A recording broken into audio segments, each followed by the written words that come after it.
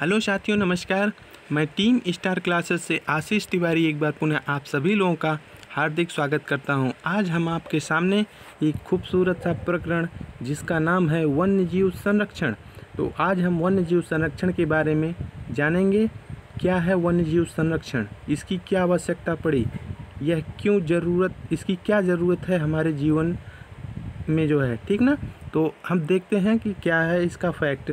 तो भारत में विश्व का लगभग 5% वन्य जीव पाए जाते हैं। तो जो विश्व में जितने भी जीव हैं उनका जो है परसेंटेज देखा जाए जीवों की, तो भारत में जो है 5% वन्य जीव पाए जाते हैं। क्लियर। अब आगे देखते हैं। भारत में वन्य जीव संरक्षण अधिनियम 1972 को आया। क्लियर। 1972 में जो कि जारी हुआ था भारत वन्य जीव संरक्षण अधिनियम। ये आपका प्रश्न बार बार आपके एग्ज़ाम में आता है, तो इसको आप लिख लीजिएगा। अब आगे देखते हैं कि वन्य जीव संरक्षण संशोधित अधिनियम 2002 में जारी किया गया था। मतलब जो कि आपका यहाँ पे 1972 में वन्य जीव संरक्षण अधिनियम लागू हुआ था, उसका जो है नया प्रतिरूप, नया संशोधन करके जो है 2002 में उसका जो है दोबारा अधिनियम वो चीज़ 2002 में लागू की गई थी। अब आगे देखते हैं आगे का क्या फैक्ट है। आगे का इसमें देखते हैं राष्ट्रीय उद्यान, वन्य जीव संरक्षण और जैवमंडल आरक्षित क्षेत्र। इसके बारे में जानते हैं कि ये क्या है। तो राष्ट्रीय उद्यान जो है, यह राष्ट्रीय उद्यान सरकार द्वारा पूर्णतः नियंत्रित होता है, यह सरकार के कब्जे में होता है। क्लियर। और यहाँ पर कोई भी मानवीय गतिविधि नहीं की जाती है। तो यहाँ पे जो है सिर्फ सरकार का जो है यहाँ पे हस्तक्षेप होता है, मानव का कोई हस्तक्षेप बिल्कुल नहीं होता है। और राष्ट्रीय उद्यान जो कि आपका भारत में 105 है। क्लियर।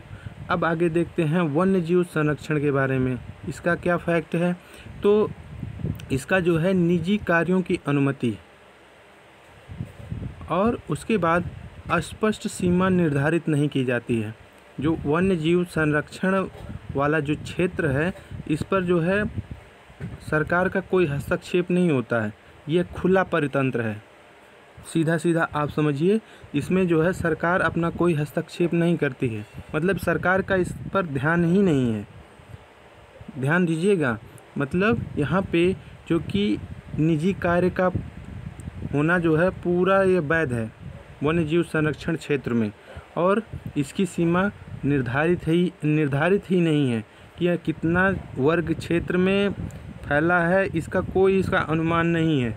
और इसकी संख्या टोटल आपकी 532 है।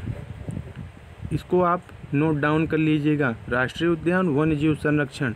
और उसके बाद हम आपको बताएं कि जैवमंडल आरक्षित क्षेत्र ये क्या है। तो इस पर जो है आपको बता दें, सरकारी नियंत्रण परंतु निजी कार्य की अनुमति।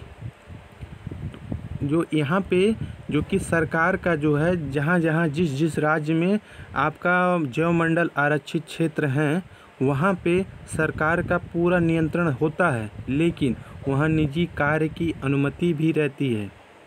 यहाँ पर निजी कार्य की अनुमति से मतलब ये है कि वहाँ पर आप उसके आसपास के क्षेत्र में आप अपना कोई भी रोज़गार, फैक्ट्री, इंडस्ट्री मतलब लगा सकते हैं। उस पर जो है सरकार जो है रोक टोक नहीं करती है। क्लियर। जैसे कोई भी जानवर मर जाए तो उसके खाल, उसके मांस को जो है निजी प्राइवेट सेक्टर जो है उसको ले सकता है। सरकारी नियंत्रण में जो है सरकार इसको खुला छूट दी है। तो इसका ये मतलब होता है निजी कार्य का जो है। तो जो है उससे आपका जो है आपके दवा या फिर आपके खेतीबाड़ी से संबंधित या कुछ भी चीज़ जो है आपके निजी कार्य में जो कि पर्सनल आपके जो बनाए जाते हैं, ढोलक, हारमोनिया, तबला जो है, ये सब चीज़ें आपके निजी कार्य से ही आपको प्रदान किए जाते हैं। तो अब आपको आगे बता रहे हैं कि संपूर्ण अस्थाई परितंत्र मतलब जैव मंडल का जो है क्षेत्र जो है संपूर्ण अस्थायी परितंत्र माना गया है, लेकिन यहाँ पे इसकी संख्या जो है आपका 18 है। क्लियर। अब आगे देखते हैं आगे का क्या फैक्ट है। यदि समझ में ना आए तो आप हमें तुरंत बताइएगा, हम इस वीडियो को दोबारा आपको बताएंगे, ठीक ना। तो अब आगे देखते हैं आगे का क्या फैक्ट है। आगे का फैक्ट है कि भारत का प्रथम राष्ट्रीय उद्यान जिम कॉर्बेट राष्ट्रीय उद्यान है, जो कि आपका नैनीताल में है। तालों में नैनीताल, बाकी सब तलैया। तो आपने ये गाना सुना होगा, बहुत ही प्यारा सॉन्ग है। तो ये नैनीताल जो है जो कि उत्तराखंड राज्य में स्थित है, और जिम कॉर्बेट राष्ट्रीय उद्यान जो कि आपका प्रथम राष्ट्रीय उद्यान माना गया, और वो जो है आपका नैनीताल उत्तराखंड में ओपन हुआ। क्लियर। इसकी स्थापना 1935 में हुई। इसका प्राचीन नाम क्या था? इसका प्राचीन नाम था हैली राष्ट्रीय उद्यान। क्लियर। अब आगे देखते हैं आगे का क्या फैक्ट है। रामगंगा नदी जिम कॉर्बेट राष्ट्रीय उद्यान से निकलती है। रामगंगा नदी आपका जिम कॉर्बेट राष्ट्रीय उद्यान से निकलती है। भारत में सबसे ज़्यादा राष्ट्रीय उद्यान मध्य प्रदेश राज्य में अवस्थित हैं। क्लियर। अब आगे देखते हैं भारत में सबसे बड़ा बाघ अभयारण्य नागार्जुन सागर बांध अभयारण्य, जो कि आपका आंध्र प्रदेश में अवस्थित है। इसको लिख लीजिएगा, यहाँ से आपका प्रश्न बनना अनिवार्य है। अब आगे देखते हैं भारत में पक्षी वैज्ञानिक व प्रकृतिवादी सलीम अली को बर्डमैन ऑफ इंडिया घोषित किया गया। क्लियर। तो आपको फिर से ये लाइन हम फिर से बता रहे हैं। भारतीय पक्षी वैज्ञानिक व प्रकृतिवादी सलीम अली को बर्डमैन ऑफ इंडिया घोषित किया गया, जो कि वर्तमान समय में सलीम अली जी नहीं हैं हमारे बीच, इनकी डेथ हो चुकी है। क्लियर। अब आगे देखते हैं इन्हीं के नाम पर एक प्यारा सा राष्ट्रीय उद्यान जो कि आपकी जम्मू कश्मीर के श्रीनगर में अवस्थित है। सलीम अली राष्ट्रीय उद्यान के नाम से यह प्रचलित है, जो कि आपका जम्मू कश्मीर के श्रीनगर में स्थित है। चलते हैं आगे देखते हैं क्या है।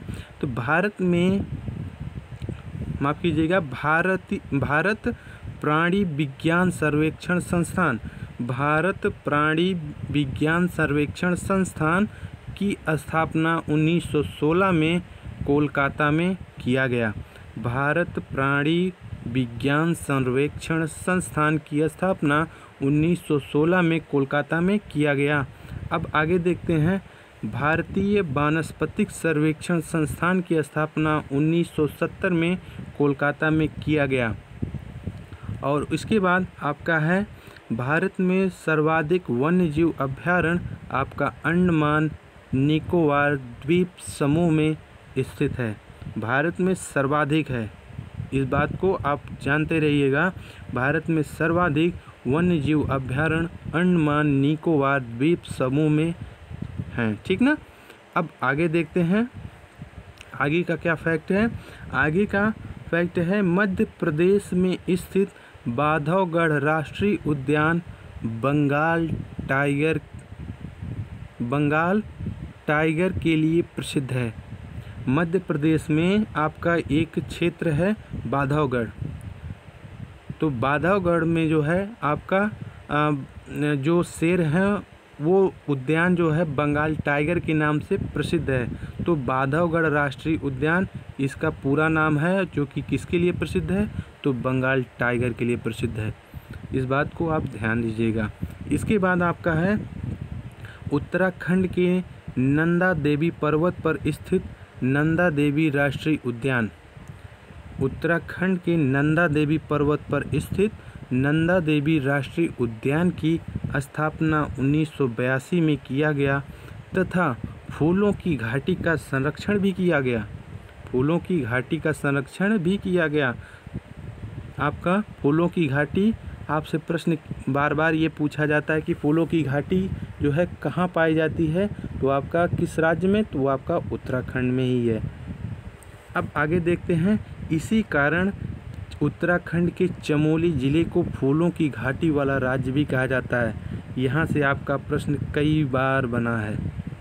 चमोली ज़िले को जो है फूलों की घाटी वाला राज्य कहा जाता है, जो कि आपका उत्तराखंड राज्य में अवस्थित है। क्लियर। चलिए अब आगे देखते हैं, आगे का फैक्ट क्या है।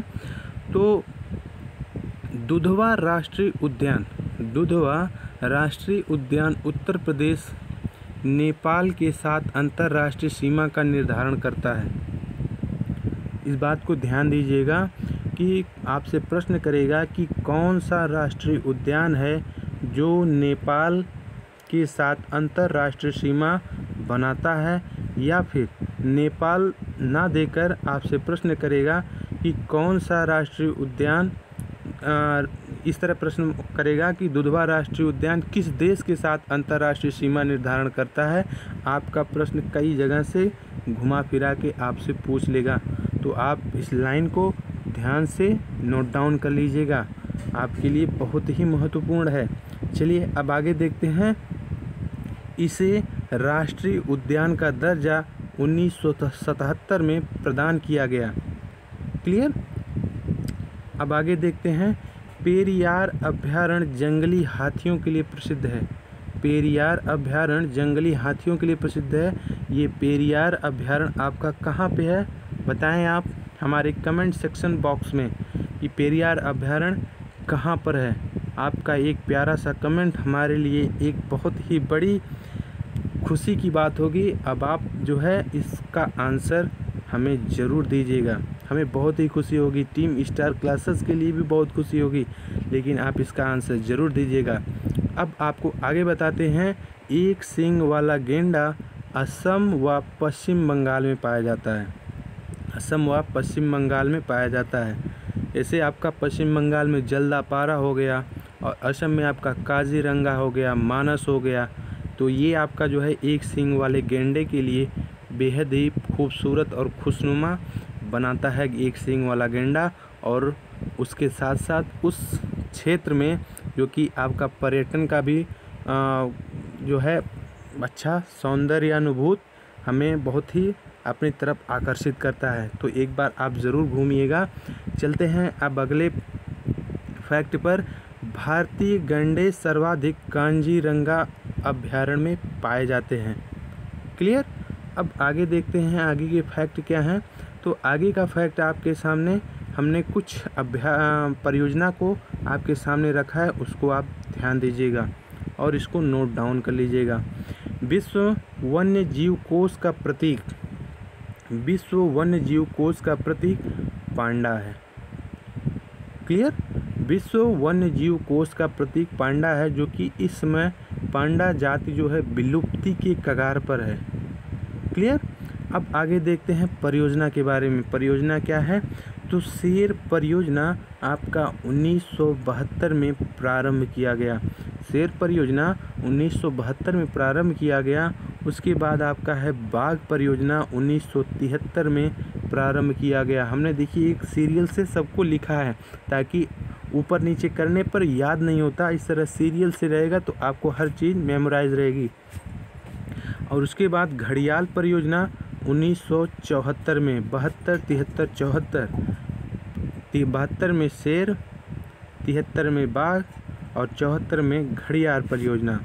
अब आगे देखते हैं गेंडा परियोजना आपका 1987 में, हिम चीता परियोजना 1987 में, यानी गेंडा और हिम चीता परियोजना दोनों एक ही साल आई थी। वो सन आपका 1987 का था। क्लियर। अब आगे देखते हैं मध्य प्रदेश माफ़ कीजिएगा, मगर परियोजना, मगर प्रजनन परियोजना आपका 1975 में था। और उसके बाद हाथी परियोजना आपका 1992 में आया। क्लियर। 1992 में आपका हाथी परियोजना आया। और एक छोटा सा पॉइंट यहाँ पर है, जल्दापारा अभयारण्य आपका पश्चिम बंगाल में है और इनटाकी राष्ट्रीय उद्यान आपका नागालैंड राज्य में है। तो आप बताइए नागालैंड की राजधानी कहाँ पर है? तो नागालैंड की राजधानी आपका हमारे कमेंट सेक्शन बॉक्स में ज़रूर दीजिएगा। पश्चिम बंगाल की हम बता दें आपको, कोलकाता है। क्लियर? चलते हैं। अब आज आपका वीडियो यहीं पर हम समाप्त करते हैं। अपना प्यार, अपना आशीर्वाद ज़रूर टीम स्टार क्लासेस को प्रदान करिएगा। आपको ये वीडियो कैसा लगा, हम आपकी कमेंट का इंतज़ार करते हैं। अपना ख्याल रखिए, जहाँ भी रहिए प्रसन्न रहिए। Take care. हम आपको अगले प्रकरण पर एक खूबसूरत सा चैप्टर आपके सामने लेकर दोबारा उपस्थित होंगे। अपना ख्याल रखिए। Take care.